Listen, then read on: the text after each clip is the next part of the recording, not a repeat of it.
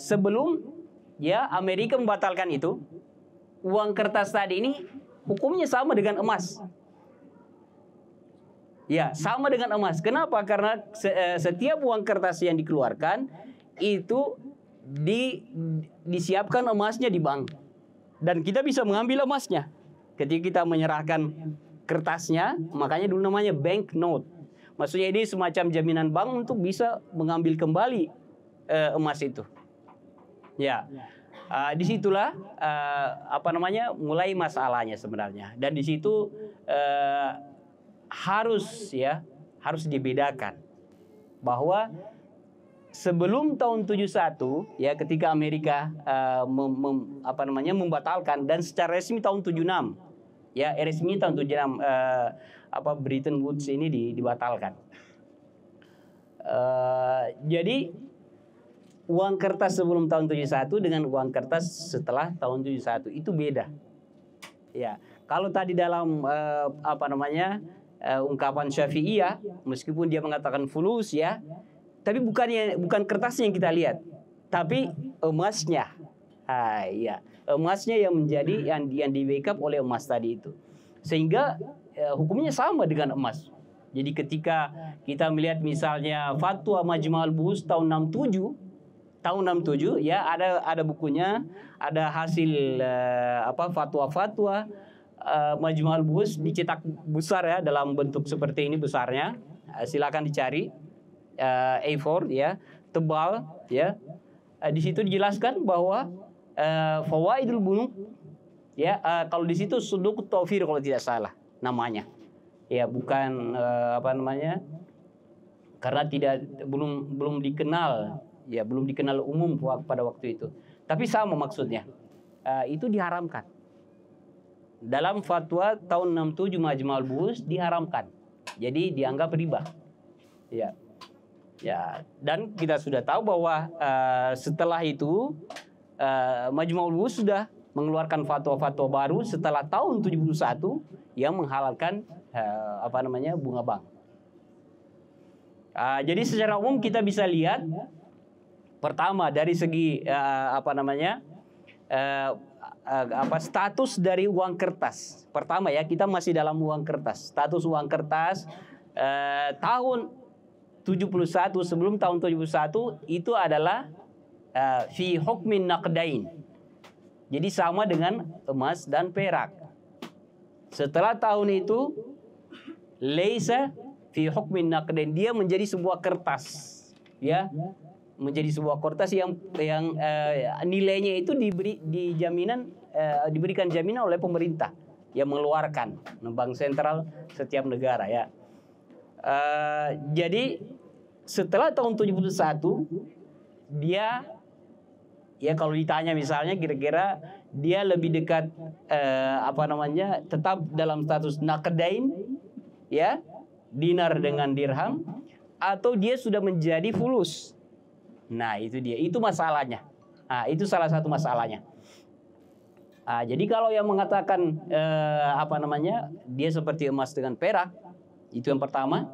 Atau mengatakan bahwa fulus itu adalah, tadi kan sudah ada kecenderungan kedua, yang namanya fulus selain uang emas dengan perak ya, kan naqdain, dikiaskan sama. Kenapa? Karena memiliki nilai. Dia penyimpan nilai. Jadi ilatnya mereka membaca larangan itu karena ilatnya adalah as-samaniyah, mujarradus samaniyah. Kalau Syafi'iyah mengatakan al-jauhariyah as-samaniyah, beda tipis tapi ya konsekuensinya berbeda. Kalau Syafi'iyah mengatakan dan ini mansus dalam buku-buku Syafi'iyah bahwa keharaman dinar atau ribawiyati an-naqdain itu illatun qasirah. Jadi tidak bisa dikiaskan dengan yang lain. Itu ya yang di pendapat Syafi'iyah ya, dan itu berdasarkan usul dari usul Syafi'iyah mengadopsi ada yang namanya illah qasirah. Kalau mazhab Hanafiyah tidak mengenal yang namanya illah qasirah. Jadi dari usulnya berbeda. Usulnya berbeda. Usul berbeda, hasil hukumnya juga berbeda. Ya, itu mungkin yang selanjutnya.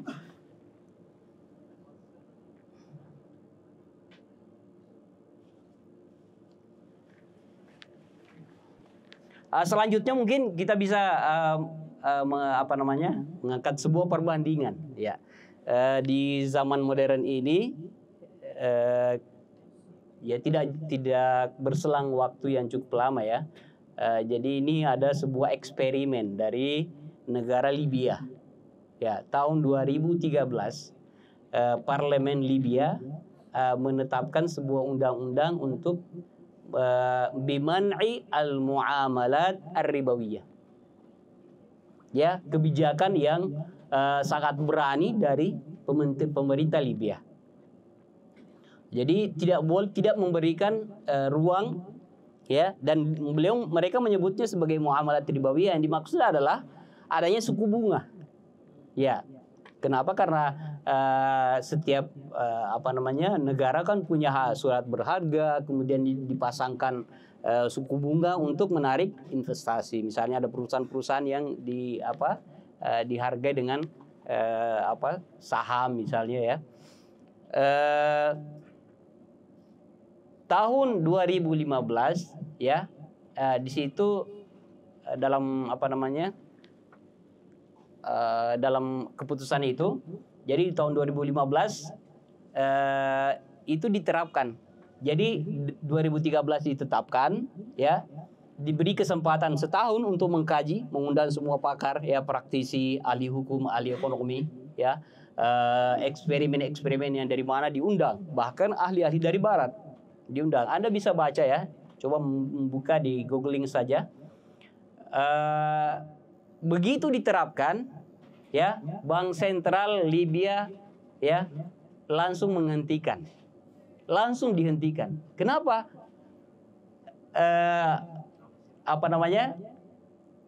Ekonomi Libya terancam bangkrut. Ya, saya bisa bacakan ini ya, beritanya.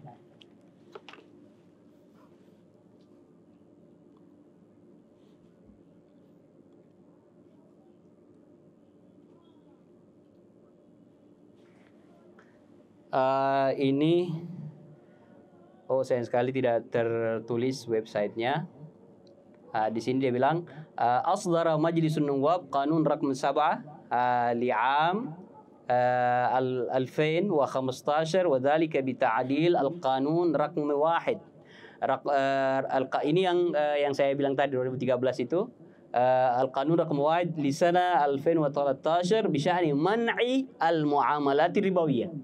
Jadi ditadil, ya, terpaksa dilakukan oleh Bank Sentral Libya. Wajah nasul madda as-sabi'ah fi ta'dil bi anna hadzal qanun yasri 'ala al-ashkhas al-i'tibariyin fi ma bainahum ibtida'an min. Jadi kanun itu dibatasi, man al-muamalat ribawiyah dibatasi dalam ashkhas i'tibariyin. Syakhs i'tibari artinya lembaga. Jadi kita misalnya kalau naruh uang itu syakhs tabi'i. Syakhs tabi'i artinya betul asli manusia gitu, yang punya KTP, yang punya ini. Kalau badan disebut dengan jadi syakhsiyah al-i'tibariyah. Jadi hukum itu setelah ada perubahan menjadi, jadi hukum larangan itu hanya untuk ashkhas i'tibariyah saja. Dan itu pun dimulai ibtidan min 1/1/2020.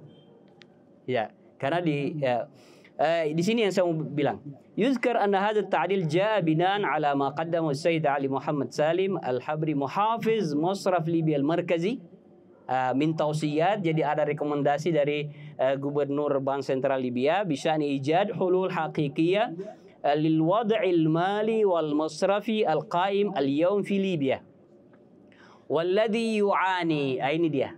Jadi kenapa dia harus melakukan perubahan itu? Karena mengalami apa?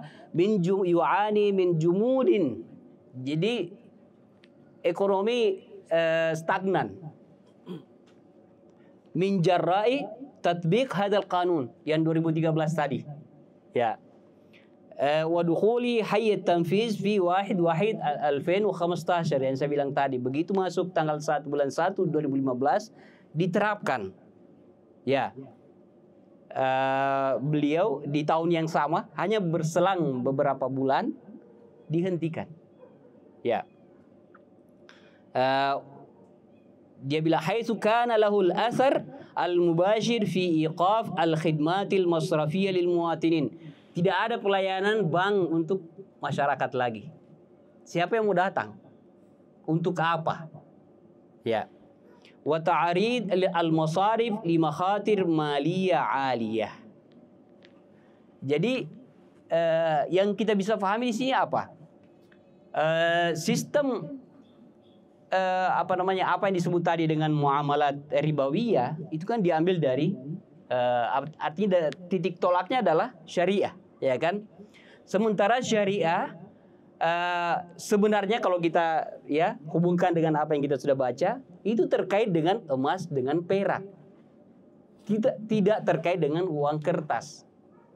Jadi terjadi tambal sulam, terjadi mencangkok sistem ya apa yang disebut dengan al-masraf al-islami yang non interest, zero interest ya ke sistem baru yang menggunakan dasarnya adalah uang kertas. Tidak bisa. Jadi mencampur dua hal yang itu menurut analisa saya sendiri pribadi kemungkinan besar itu yang menjadi masalahnya. Artinya ketika dua hal tadi itu diterapkan secara total, ini kan secara total, bukan seperti sekarang ini. Di mana-mana yang namanya bank Islam sekarang tidak ada yang diterapkan secara total. Tidak ada. Karena semuanya mengikut dengan bank sentral. Sementara bank sentral kan begitu. Bank sentral menggunakan sistem ribawi yang mereka sebut sebagai ribawi ya. Ya. Jadi tidak ada yang lepas dari sistem yang apa yang mereka sebut dengan sebagian kalangan disebut dengan sistem ribawi, tidak ada yang lepas. Yang ingin lepas seperti Libya ini hasilnya seperti itu.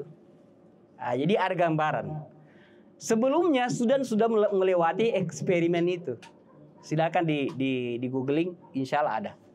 Ya, dan perdebatan di Sudan sampai saat ini. Ya.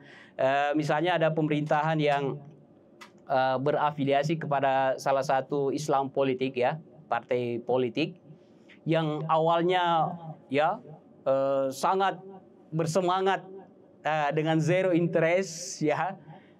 Ketika memerintah terpaksa mengadopsi itu.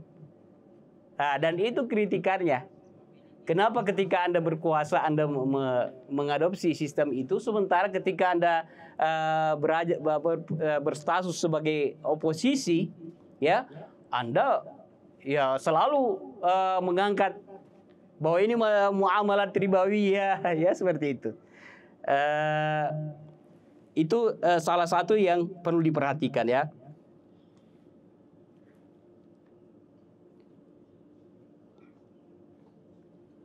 Dan undang-undang di Libya ini bisa ada di internet, jadi bisa dilihat ya. Saya tadi sudah screenshot banyak sebenarnya. Jadi bisa dilacak ya. Jadi jejak digitalnya ada dan bisa dilihat. Apalagi yang mau disampaikan ya. Ya. Sekarang apa yang terjadi di bank? Nah itu dia. Jadi Majmu'ul Buhus menyebutnya sebagai Majmu'ul Buhus ini teman-teman sudah pada tahu kan? Majmu'ul Buhus ahli pakar-pakar dari ulama Azhar ya. Mereka diantaranya ada yang menganggap bahwa apa yang terjadi dalam bank itu adalah sistemnya wikalah, disebut dengan wikalah. Ya, disebut dengan wikalah. Tentunya ya banyak perbedaannya. Ya, mungkin teman-teman bisa mengoreksi bahkan. Kenapa? Karena wikalah punya syarat-syarat tertentu bahwa kalau wikalah seperti ini, kalau ini berbeda dengan bank. Kemudian yang menganggap sebagai bunga bank itu sebagai misalnya riba, ya, karena dalam perjanjian di bank itu dan dalam klausul setiap pembukaan rekening itu disebut di situ sebagai misalnya card, peminjaman, bentuknya peminjaman antara hubungan antara relasi antara penabung dengan bank adalah card, atau pengambil kredit dengan bank, ya, disebut dengan card. Dari beberapa keterangan yang dijelaskan para ulama, sekarang ini sudah diubah, redaksinya bukan card. Ya, tentu saja ya kalau kita yang belajar dalam di Azhar, belajar syariah, ya ada perbedaan al-ibra bil ma'ani wala bil mabani. Itu kan panjang pembahasannya. Apakah kalau saya mengatakan ini ala qard, betul-betul harus dihukumkan seperti qard, atau saya lihat substansinya? Ya, misalnya kalau saya katakan, udah ini saya kasihkan Anda ini 200 rupiah. Saya kasihkan, itu kan hibah. Tapi harganya mengatakan itu adalah jual beli. Jadi redaksinya, ya, mabnanya adalah jual beli, tapi substansinya adalah redaksinya adalah hibah, ya, tapi substansinya adalah jual beli. Jadi itu perdebatan di antara para ulama.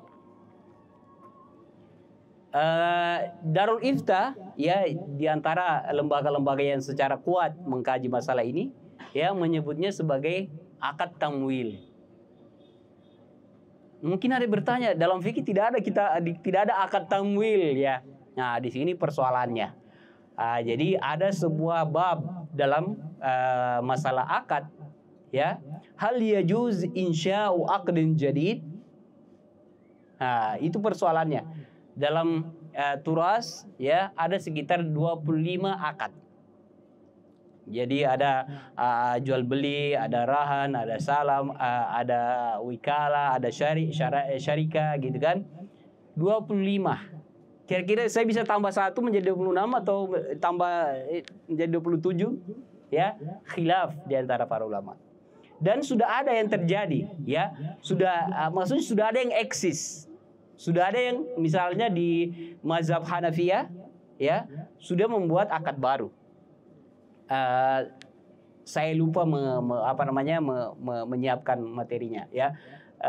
Jadi intinya menurut Darul Ifta ini adalah akad baru, tidak ada samanya apa yang terjadi dalam bank dengan apa yang 25 akad yang ada dalam turas, tidak ada yang sama, ya, dari segi motifnya, dari segi caranya, dari segi, ya, beda, ya.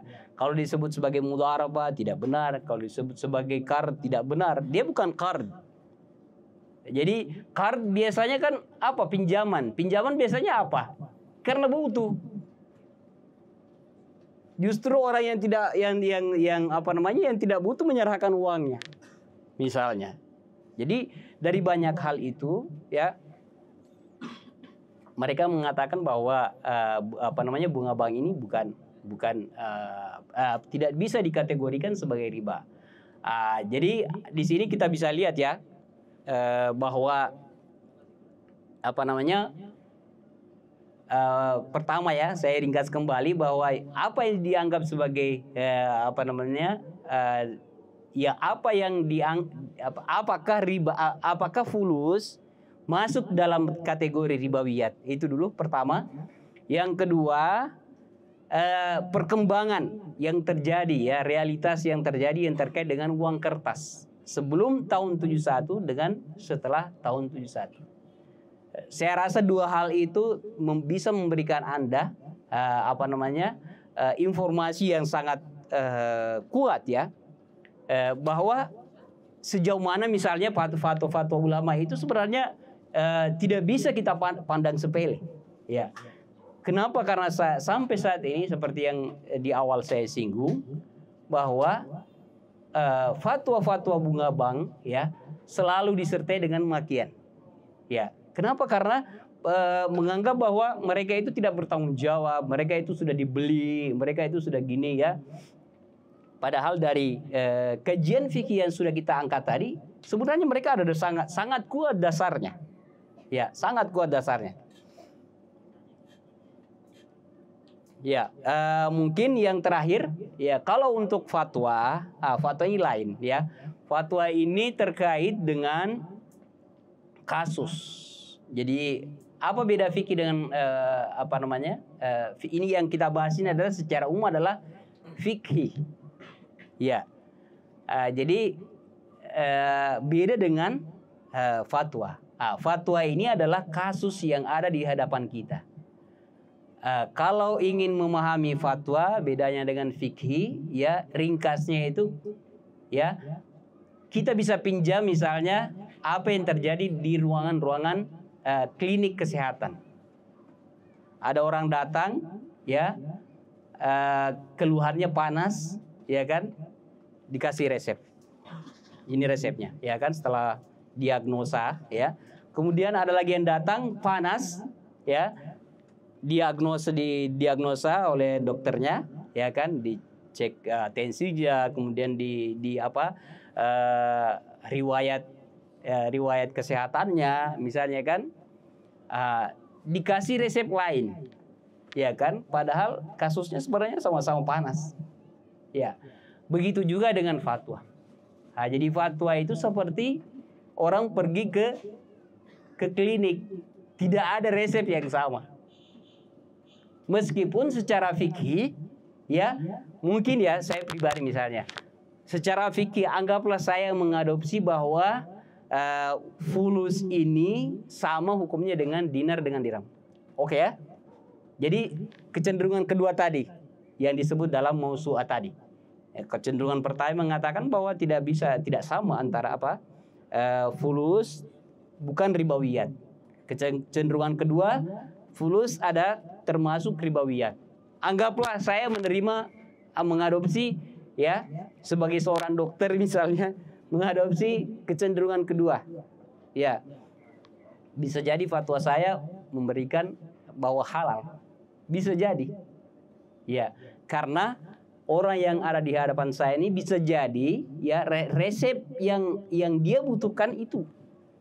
Kalau saya mengatakan bahwa itu adalah haram, bisa jadi dia pergi gantung diri, misalnya. Ya, sama kalau misalnya orang miskin datang ke klinik ya, dikasih misalnya resep obatnya 1 kapsul 10 juta, dia mending gantung diri. Iya, jadi seperti itu. Jadi fatwa itu sangat memperhatikan orang yang ada di depan. Ya. Jadi itu secara umum ya. Tapi ada 2 kaidah yang sangat diperhatikan dalam fatwa. Pertama, al-khuruj minal khilaf mustahab. Itu yang pertama. Selama orang di depan saya ini yang minta fatwa, ya, tidak ada masalah kalau saya memfatwakan yang paling berat, ya. Misalnya kita mengambil fatwa berangkat dari kecenderungan kedua, yang menganggap bahwa fulus itu adalah ribawiyat, ya. Orang yang di depan saya ini siap menerima kondisi seperti itu, al-khuruj minal khilafi mustahab. Nah, jadi kita berada di posisi aman. Jadi orang yang di depan kita ini akan berada dalam posisi aman, terlepas dari perbedaan-perbedaan para ulama. Kaidah kedua dalam memberikan fatwa sangat diperhatikan. Man ibtuliya bi syai'in min dzalik falyuqallid man ajaz. Jadi kalau orang di depan kita ini sudah setengah mati hidupnya, sudah ya, tidak ada yang, kalau kita menggunakan kecenderungan kedua, ya, dia semakin susah hidupnya, ya, tidak bisa hidup, tidak bisa ngapa-ngapain, tidak bisa berusaha, ya, falyuqallid man ajaz. Kita kasih resep yang lebih ringan, ya, selama ada ulama yang mengadopsi pendapat seperti itu. Jadi kira-kira seperti itu yang semestinya yang kita harus lewati dalam melihat masalah ini. Dan saya serahkan kepada teman-teman untuk memilih, mengkaji. Apakah ingin mengikuti kecenderungan pertama, ya, kalau fulusi itu bukan ribawiyat, atau kecenderungan kedua, ya, kalau dianggap sebagai ribawiyat, itu terserah Anda, terserah teman-teman, ya. Mungkin sebagai prolog, ya. Terima kasih. Kami ucapkan terima kasih yang setinggi-tingginya kepada narasumber kita, Ustaz Al-Mukarram, Mahkamah di LCMA, dan terima kasih pula kepada para sahabat talk show sekalian yang telah sempat hadir mengikuti jalannya talk show hari ini. Tepuk tangan untuk kita semua. Nah, kemudian mungkin sebelum kita tutup, kami persilakan kepada narasumber untuk memberikan closing statement selama 1 menit. Kepada Al-Mukarram kami persilakan. Terima kasih atas perhatiannya. Jadi yang paling penting adalah momen ini kita jadikan sebagai momen untuk memotivasi diri, ya, memotivasi untuk belajar, ya. Kenapa? Karena setiap kata yang keluar dari mulut kita itu adalah tanggung jawab. Ya, inna sama wal basar wal fuada kullu dzalika kana anhu mas'ula. Jadi itu yang harus kita ingat. Semua akan dipertanggungjawabkan.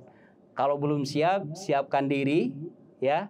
Jangan sampai ya kita sampai kepada kondisi yang kita terdesak oleh sebuah pertanyaan yang sebenarnya kalau kita manfaatkan waktu di Mesir, insya Allah kita bisa jawab dengan baik. Ya, yang paling penting adalah motivasinya, ya, motivasi untuk belajar. Bagi saya itu yang paling penting dalam setiap pertemuan yang seperti ini, ya. Materinya itu soal kedua. Jadi mari kita mengkaji terus, belajar, mengkaji dan belajar. Terima kasih. Assalamualaikum warahmatullahi wabarakatuh.